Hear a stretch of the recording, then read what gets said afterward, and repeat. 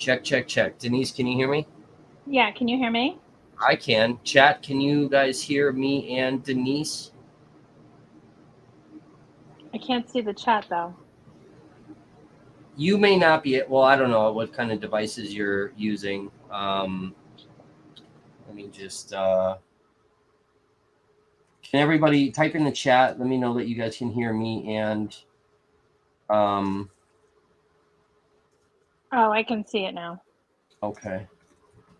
Let me just put up a little banner here so everybody knows what the hell we're doing. I think Um, everybody's saying hello. Oh, cool. Hi, Aoife. there we go. Perfect. Perfect. Cool.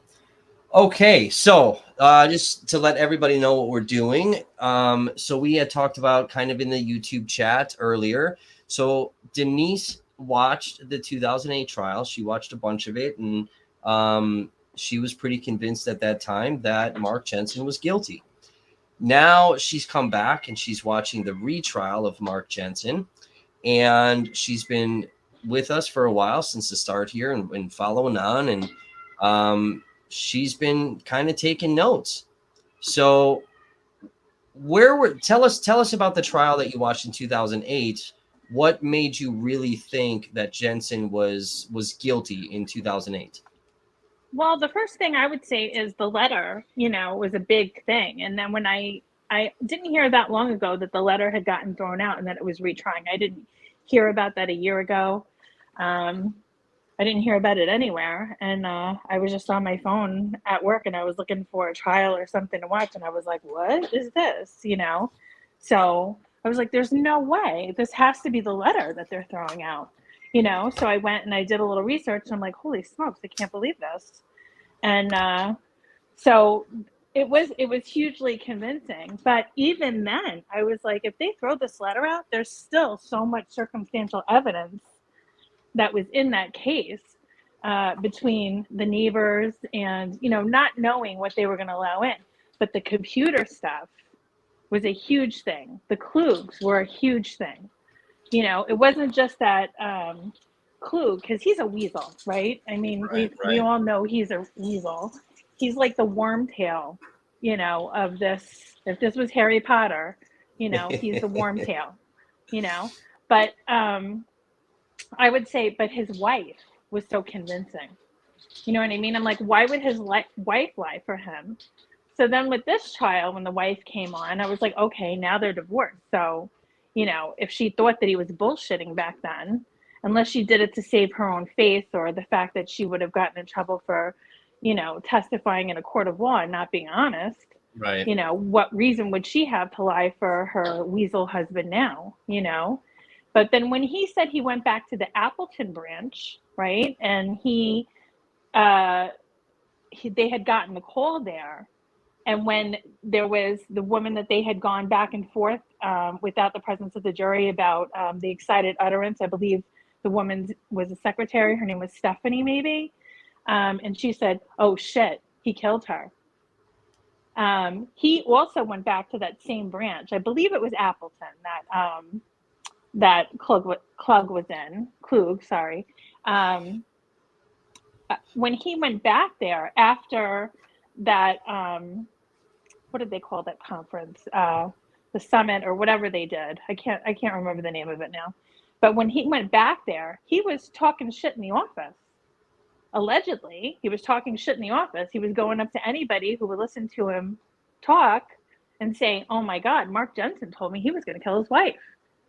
You know, I don't doubt that the two of them, if the conversation did happen, that they were both hypothetically talking about it, which I think was probably a reason why he didn't come forward.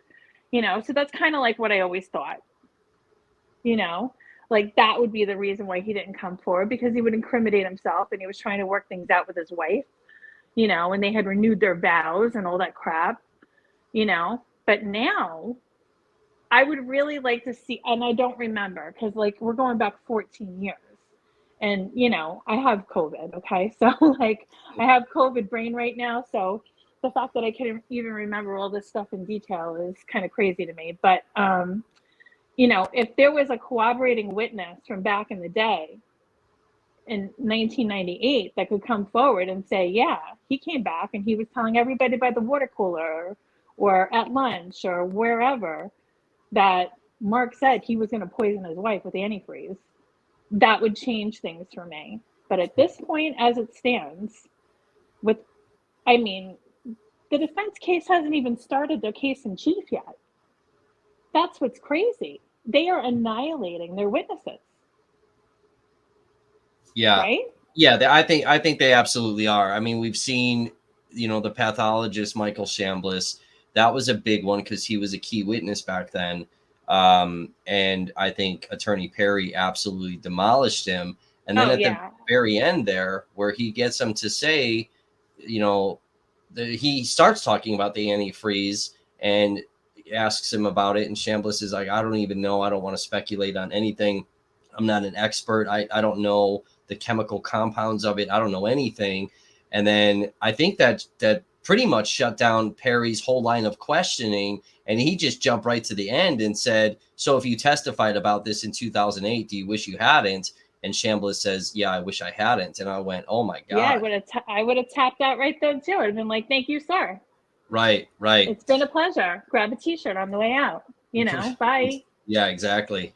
What else? Jesus. What else? So like we hear that, and then what other things kind of stuck out to you that like made you kind of go from this guy is Well, 100% guilty to, oh shit, now I'm not sure.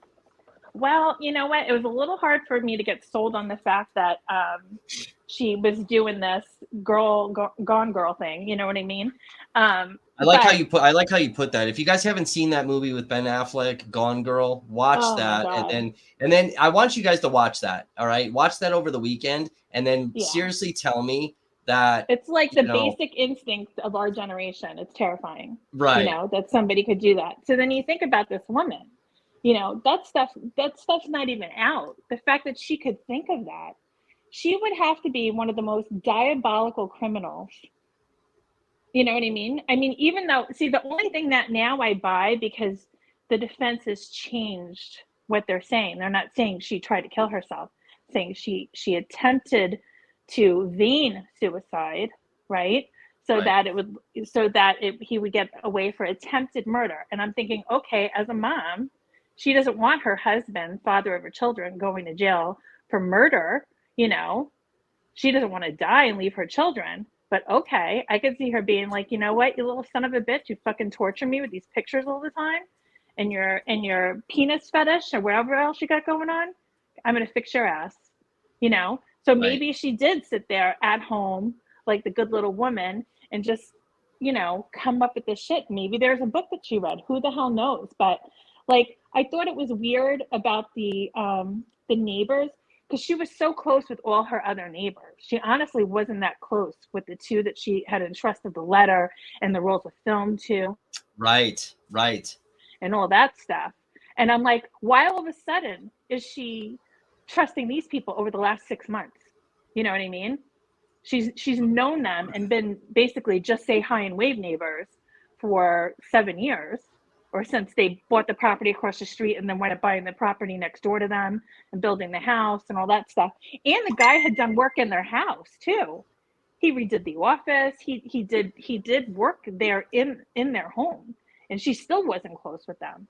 And then all of a sudden, the last 6 months. So all of this stuff that's coming out in this trial is, I'm just paying more attention to those details now.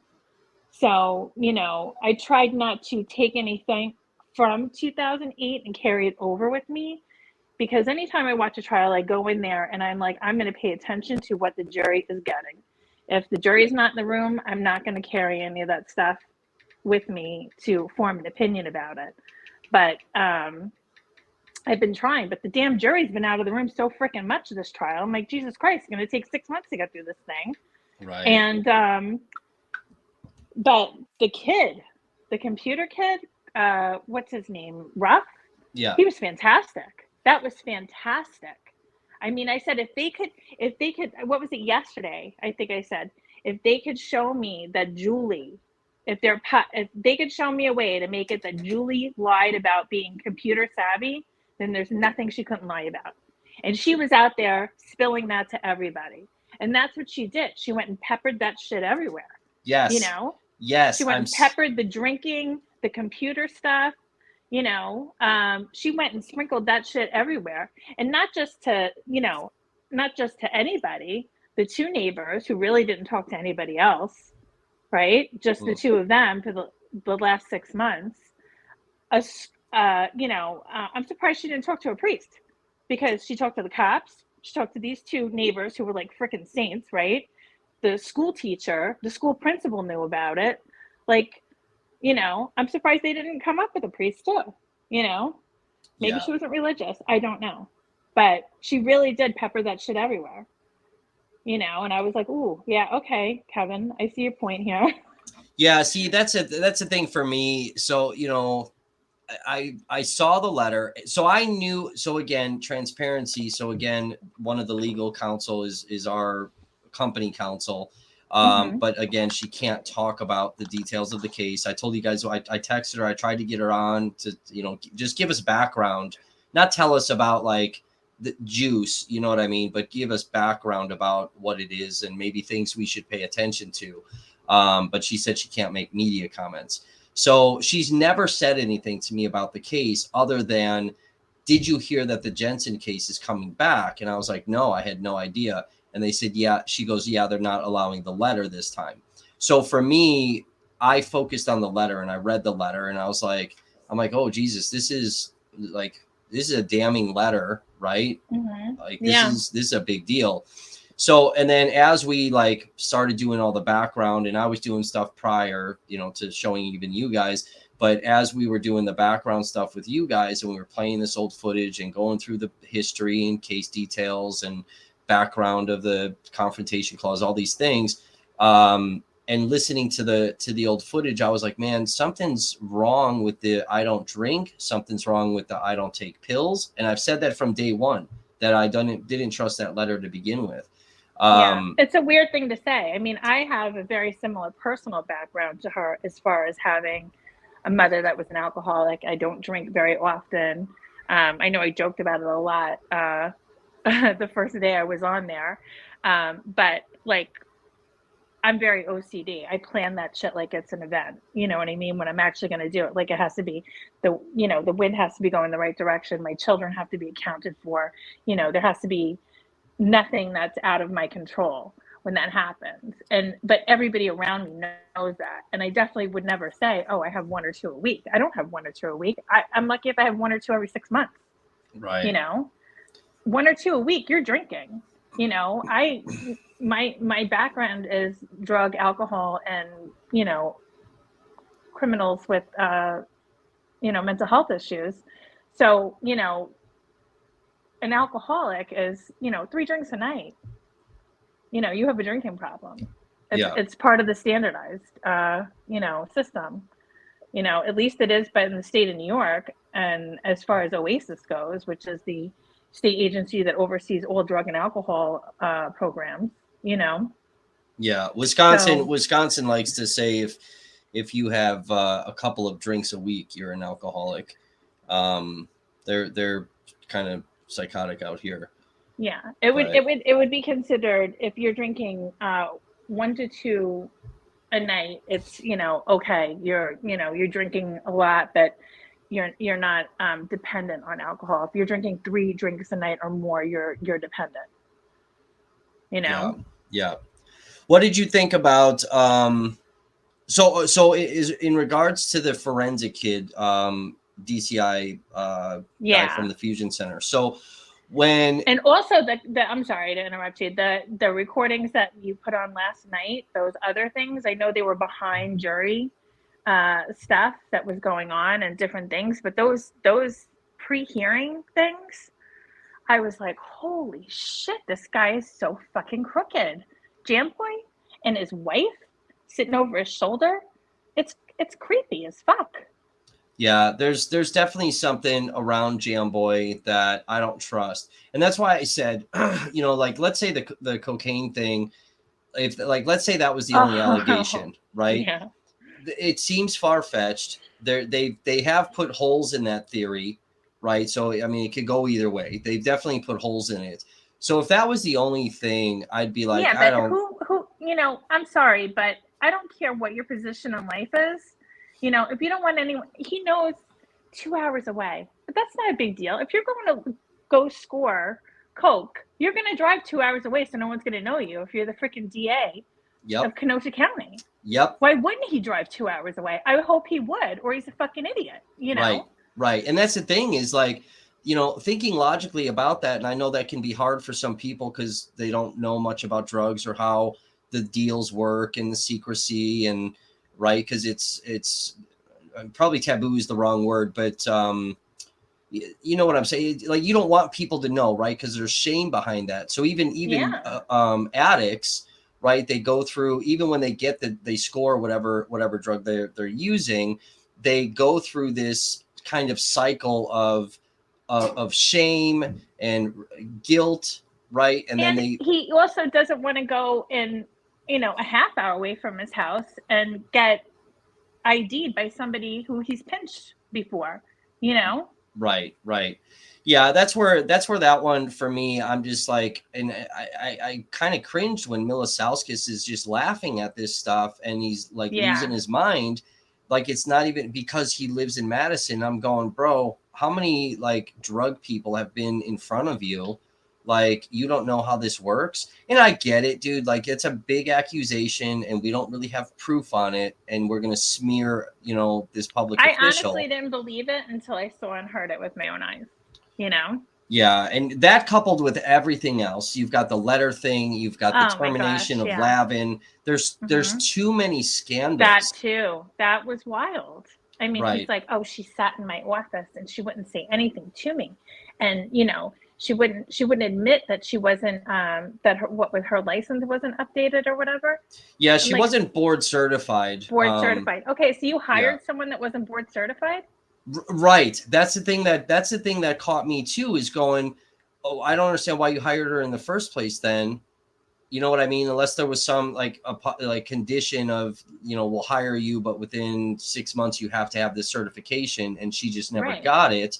So, I think we need a little bit And more you know what? detail We on that, hire but people like that too. Like, certain right. people won't have all their credentials and they come under somebody's wing for supervision.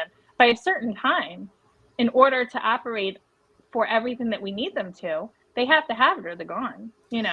Right, exactly. So I could see something like that, and that's what we gotta try to play devil's advocate. So maybe Jamboy is telling the truth, right? I wish there would have been a little more detail so we knew like Yeah, I see JK definitively. say he must have been buying large amounts at the time. He probably was, you Yeah, I don't know. think he's driving two He's hours not going there to buy, yeah, for a yeah, Jeep. a You gram. know what I Mhm. mean? Right, Yeah. Mhm. exactly. So I mean, he's definitely going with. I'd say at least an ounce, if not more. I would even say definitely not a G. He's probably not buying a teener. You know, see Denise laughs. Denise knows. So it's definitely a large amount. But yeah, it's the pathology thing was that's the one thing for me that I was just like, because I'm used to Kenosha. That's why I tell you guys I investigate Kenosha so hard, and maybe I push for donations a little harder than some other streamers do because of what we do. We don't just sit here and live stream; like we actually investigate real life stuff, and we try to like Serpico this stuff. Yeah. So when you hear stuff like this, it's like, man, dude, you lose the original report. It'd be one thing if they lost the That report, too. That like too. How does no one have a record? It's not that they wouldn't have any computers. Computers weren't in everyone's homes. All these things are generated and sent off to other places via either a fax or computer. Not more than one person had to have that report. How did it disappear?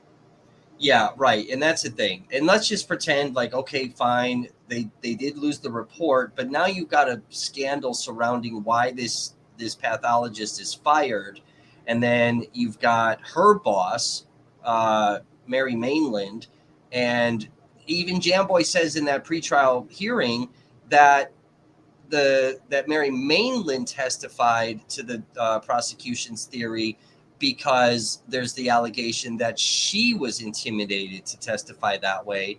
So now I'm going, okay, dude, what's going on here? And then you got Shambliss, who comes into the picture, and he does the autopsy now, like a re-autopsy, and his theory matches, everybody else's. And then we find out that he lied in 2008 trial, and I'm going, oh my god, dude, what? I don't understand what the fuck is going on here with this.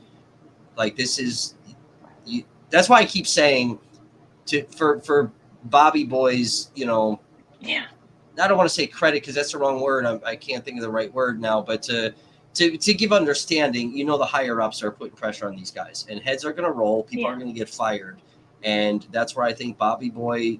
I mean, do you personally know, has he been working? Because I saw a news clip of him recently. I guess it was from about a year ago or whatever, or a year and a half ago. And he said, if this thing comes back, I will pull myself out of retirement and personally prosecute him again. I thought he had some job. I know in the interim of everything, after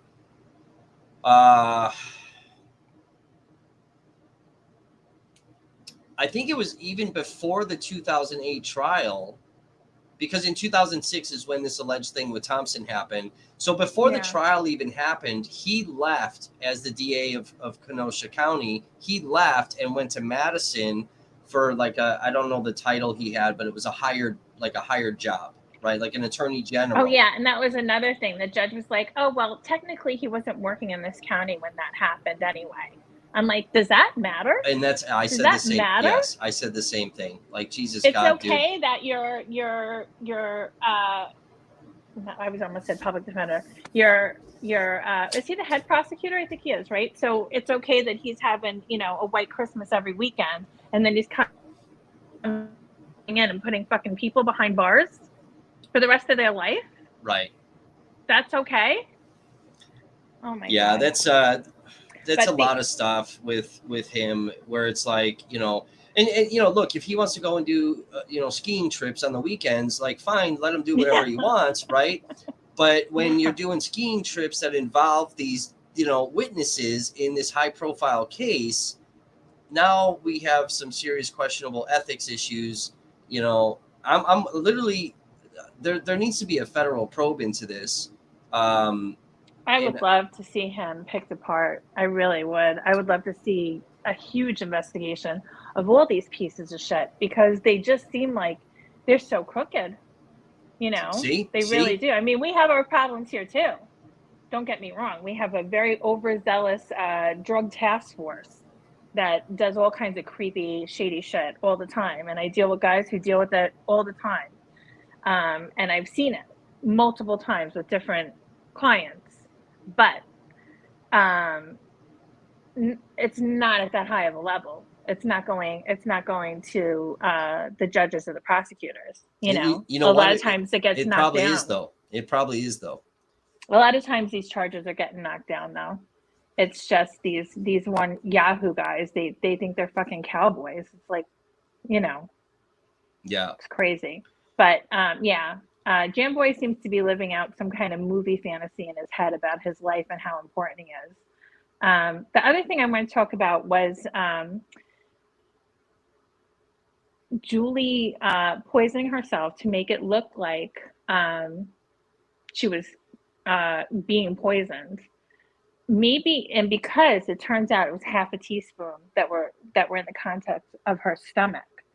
All the information was there on the computer about the effects of antifreeze and ethylene glycol and what it does in the body, and how, after 10 hours, after 4 hours, she would feel intoxicated. After 10 hours, it would start to slow down the kidneys. After, 18 to 24 hours, there will be crystals in the kidneys, whatever it was. I don't remember exactly.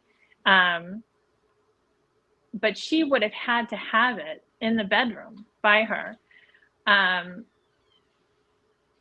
know you think that she could get up and go into the garage. I don't think so. But I think that maybe she had a small supply there. Or maybe it was in the bathroom, or maybe it was in the kitchen, wherever it was. Maybe Mark caught it.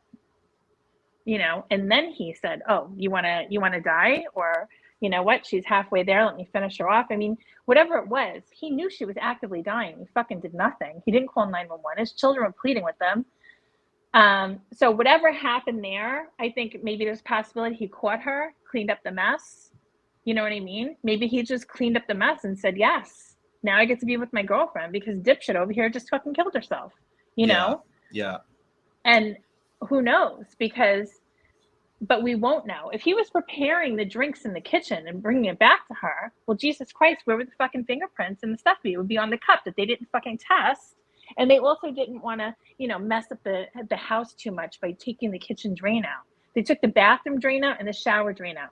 I think the kitchen drain might be a little bit more important than the shower drain, Sherlock, you know? Yeah. Boss and I were talking about this last night because I said we were up till, you know, I'm up all night doing these video edits, and then Boss calls me, and him and I are up till 2 a.m. talking, and we were talking about the police stuff with the not testing the cups, not testing, you know, the The bulge, kitchen not drain. The testing the kitchen drain. drains, right? And that's And that's that's where the medication was. Why wouldn't you think that's where the drinks are? That's where the water is. That's where he's preparing food.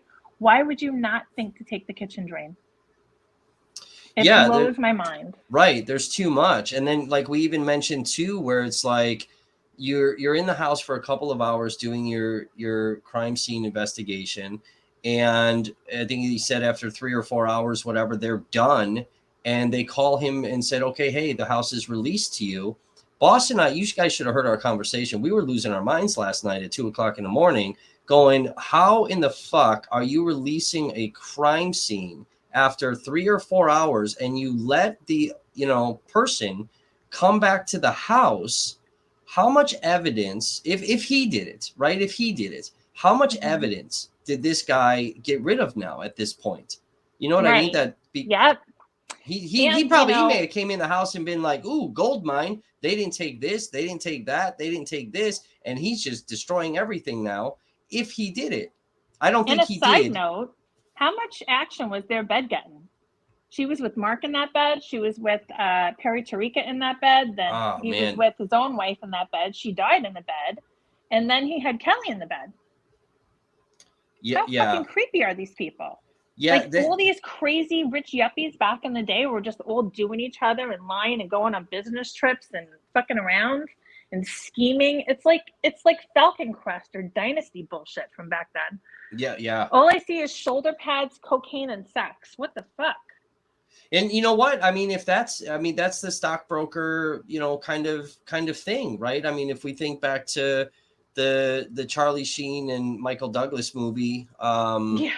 you know what I mean? Like that's Yeah. JK's like, since when did they give a shit about destroying people's property in a raid?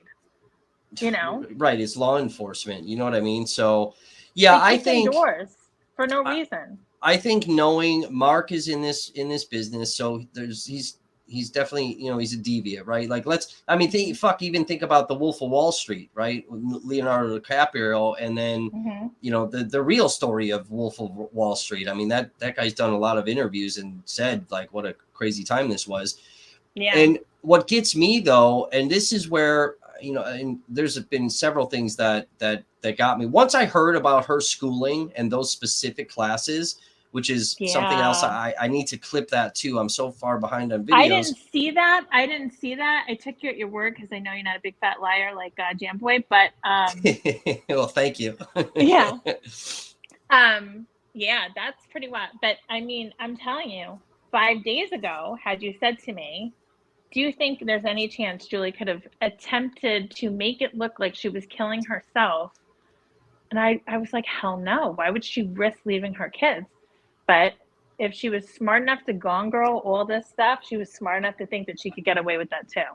Yeah, yeah, and that's why Boss and I were talking. I was like, bro, if you follow the timeline, like you really got to listen to these dates of when weird shit starts happening, and like you said, going to specific neighbors, not giving shit to other neighbors that know her better, right? Who And were her girls? Yeah, because those were her girls. Those are ro- the ones that she day drank with and watched kids in the pool and went to birthday parties with. If you're a mom and you've raised kids, you know who your girls are. Right. So if she's Right. not trusting her girls with this stuff, I mean, I have 5 girls right now. I could call them and say, hey, wear black, pick me up. They would ask no questions. I wouldn't go to some fucking people next door that just say hi and wave to and say, here's a letter, here's a bunch of rolls of film, and I'm calling the police and da da da da. These people have so much trauma or an emotional mess because of what she did to them. You could see even well, the poor lady's dead now, but even when she said, oh, I came home and my husband and my youngest daughter were crying on the couch, and he said, see, you told me to stay out of it, now she's dead. Oh my God, that was heartbreaking. I got Right. chills. Right. She Right. really roped these people in, and I think honestly, I mean, I don't want to, I think it was because they were foreign and they have a different kind of standard and morality. So she wanted to go with the most upright people that she knew, that she thinks that she could, sell her story to. That's And she that's did. that's a great point, Denise. That's a great point that she went to them, and possibly because they're foreign. Um, yeah, yeah, it got me with the specific classes. When they read the names of the classes, I went, Jesus Christ, dude! Like, this is all about toxicology. This is all about chemical effects of the body. This is all Mm-hmm. about death.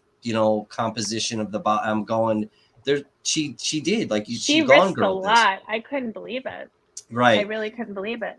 This But was this was plotted she for a also long didn't time. factor in him going to the doctor and getting the Ambien and him giving her 3 within, and he may have done that very innocently because she was up sick all night and just wanted her to sleep because either he felt bad for her or he was just annoyed as fuck with her acting like an asshole and he wanted to get sleep. And you know what? Right. And that could be too, because I've said several times, like, he may have been legitimately concerned, because everyone's like, why didn't he take her to the doctor? And I keep telling people, well, he did 6 days earlier. So, Mm-hmm. even in, DV situations, there are still moments of, because the cycle of abuse, you have the what is it called, Right, the but marriage period or whatever. right, even if you have had DV in your life, in your marriage, if you're an offender or a victim, whatever it is that you do, even being a total douchebag does not make you a killer.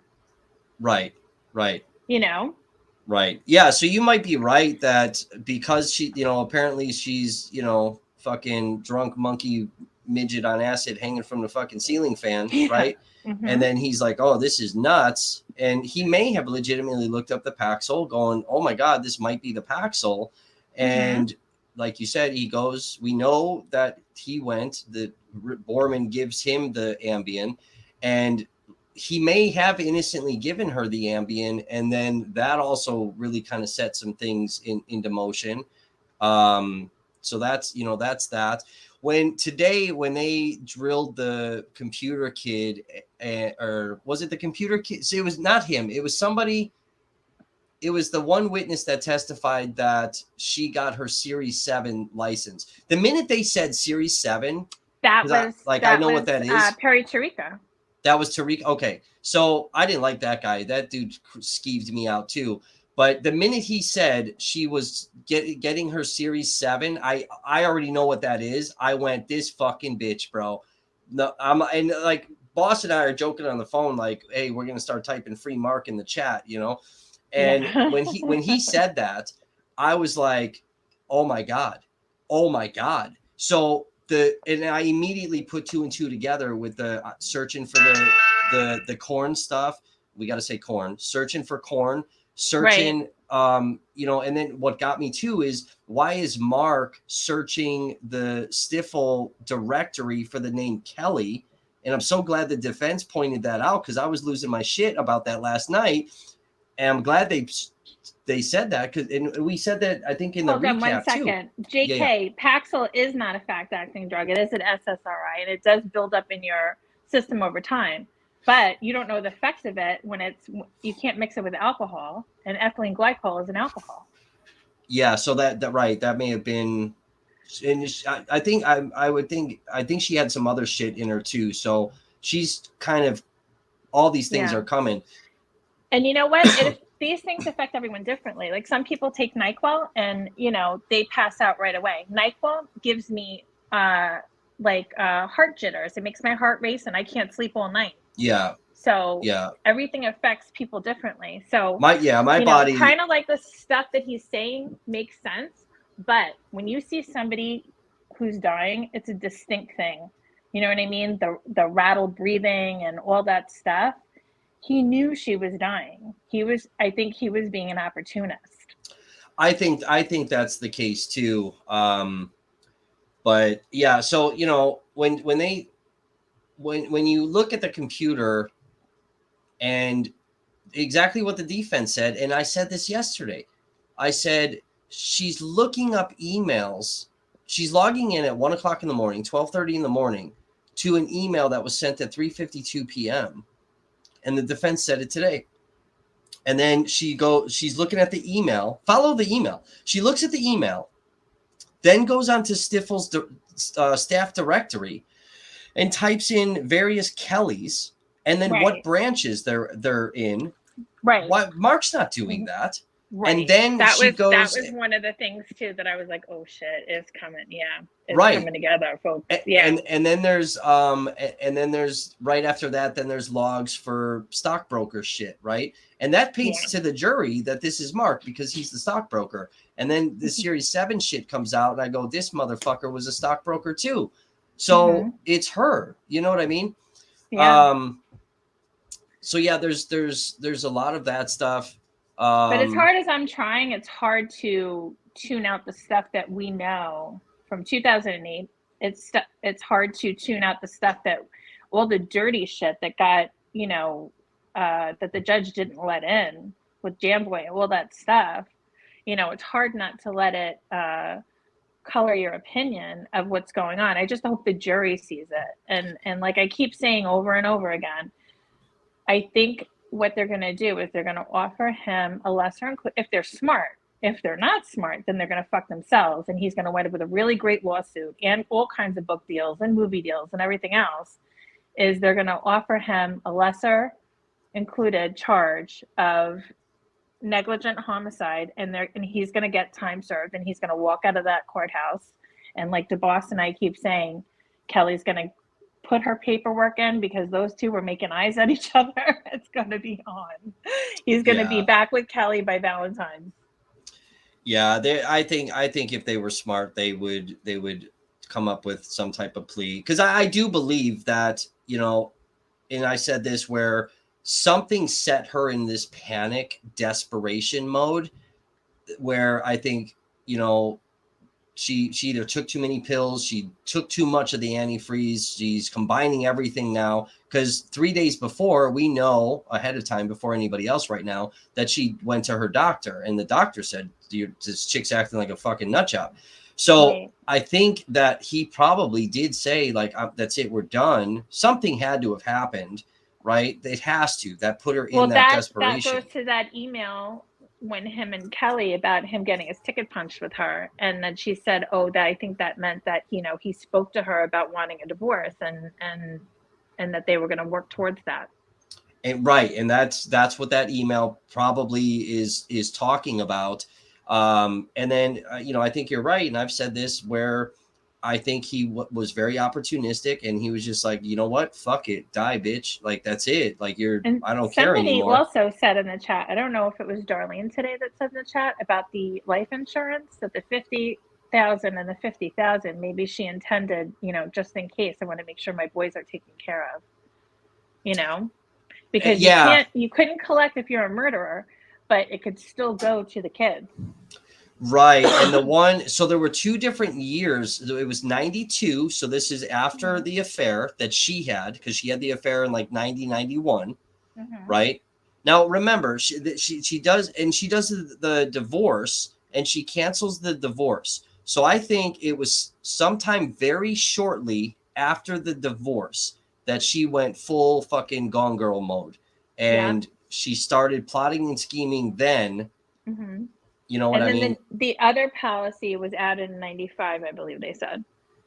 So she and then was getting real in 95. Yeah. Yep. So yep, exactly. I think a good 5 years, maybe she was really her wheels were spinning, Yeah, 100%. Yeah, this is gonna be interesting. We still have a long trial to go. but I'll ask you 2 final questions and then I'll let you go. Where do you sit now? Are you undecided? Are you he's not guilty? If you were on the jury and had to make a decision today, I don't think they could. I don't think at this point, with the level of doubt that the defense has already been able to bring forth for the jury. I mean, you got to think about how little the jury's been in the courtroom. They've been in there a lot today, but they've just been taken out. Even the judge was getting annoyed by it. So the level of doubt that they have been able to bring up so far and just annihilate every single witness, just about, right? Their case hasn't even started yet. I can't even imagine who they have coming. And Jamboy said, it's, he's got like another week maybe. When did he say that? Yesterday or the day before? Yeah. Like I said, I have COVID brain right now, so you have to excuse me. So I don't know what that means for him. So if he said it yesterday, today's Thursday, maybe next Wednesday they plan on finishing their case in chief. Once the defense starts going, I can't wait to. I can't wait to see who their witnesses and stuff are. But I think at this point, my prediction would be is that if it keeps going the way it's going, he will either be fully acquitted, depending on what their case in chief is. But as of right now, I would say that it's going to be a lesser charge of negligent homicide because he didn't call 911, which she was clearly dying. Right. 100%. There's no mistake that she was clearly dying. The kid did the impression to his friends. Other people did the impression. And Mark even said it himself in the interrogation that he watched her die. So yeah, he did. I was going to say he did. I think he did it in front of Ratsburg, right? Yeah. When Ratsburg was doing the 99 interrogation, he's like, Mark, you sat there, and Mark says, yeah, I sat there, I did nothing. I probably should have. So that's by his own admission. They might have him there. Yeah. Yeah. All right. So last question, and then you get to do something fun after this. So last question is so you're newer to our channel. What is your favorite part of what you've seen with everything with Never Stop right now? What's your favorite thing that we do? Or what do you appreciate? What do you like? The chat. I love it. I love it. I love that everybody is on there. I'm like so familiar with everybody already. I feel like it's like I don't know, like it's like a little community, and I would love to see it grow more. I would love to see people share it everywhere. I would love to see, you get more people on there and not forget about the little people. But it's a community. Everyone's really smart. Everybody has, and you know what? It doesn't matter how different everyone's opinions are or where we are at that moment. Nobody disrespects each other, and that's the best thing, like everyone has a right to their opinion, and everybody seems to respect that, or even just so concede to it, be like, you know what, I think you're right. Yeah. You have a really good point there. That makes me think differently now. Be glad you saw a taste of the trolling. Boss and I were talking about this yesterday. We had mods that were trying to destroy us in the background. That was shocking. Thousands of people that were in here. Just it was awful. It was so bad, and it was ruining a lot of the chat. So good, cool. I'm glad you like that. Here's the fun thing you get to do, and this is how we end the stream, guys. So Denise, normally when we have like an actual person that we're gonna bring on to the stream, like if we have Isaiah Holmes come on, or like we did Josh Ellis, he's a militia member. So if we have an official, I'm amongst good company, militia members. Militia, yeah. Mm-hmm. If we have an official person come on, we do our live stream interview, all these things, and when the interview is done, I dip out of the frame and I allow my guest to say whatever they want on the stream. Whatever, you can make a statement, you can do a quote, you can say a poem, you can just say "fuck you, everybody." You can say whatever you want. It could be whatever you want, anything you want. You can, if you have your own business, you promote your business, whatever it is. You get the last word on the stream, and then as soon as you're done, the stream ends. So I'm going to remove myself from the camera. When I do, the floor is yours. Say what you want as the last words, and then I'll see everybody tomorrow morning. Okay, everybody, just thank you so much. Thanks for having me. I love spending my days with you guys. And JK, I checked out the Fear Screen Fire and I loved it. Thanks for having me. Bye.